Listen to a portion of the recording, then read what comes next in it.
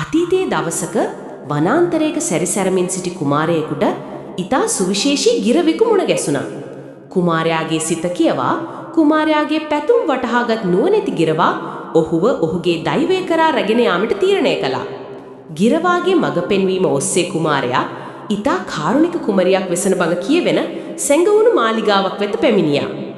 මාලිගා උයන තුලදී කුමාරයාට ඒ සුන්දර කුමරියව ප්‍රථම වරට නැත ගැටුණා. තමා දෙස කාරුණික යමෙකු බලා සිටින බව කුමරියට දැනුණා.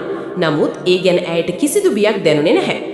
පසුවෙම සූක්ෂම ගිරවා ඔවුන්ගේ ජීවන මාර්ගය එකට යා කරමින් කුමරියද සෙමින් කුමාරයා දෙසට යොමු කළා. දෛවයේ විසින්ම ඔවුන් එක් කරාක් මෙන් කුමාරයාට සහ කුමරියට එකිනෙකා කිරී බැඳීමක් ඇති වුණා.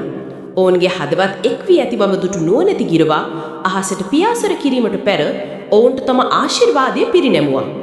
ගිරවාගේ මඟ පෙන්වීම සම්පූර්ණ වීමත් සමග කුමාරයා සහ කුමරිය බලාපොරොත්තුවෙන් පිරුණු නව ජීවිතයක් ආරම්භ කළා.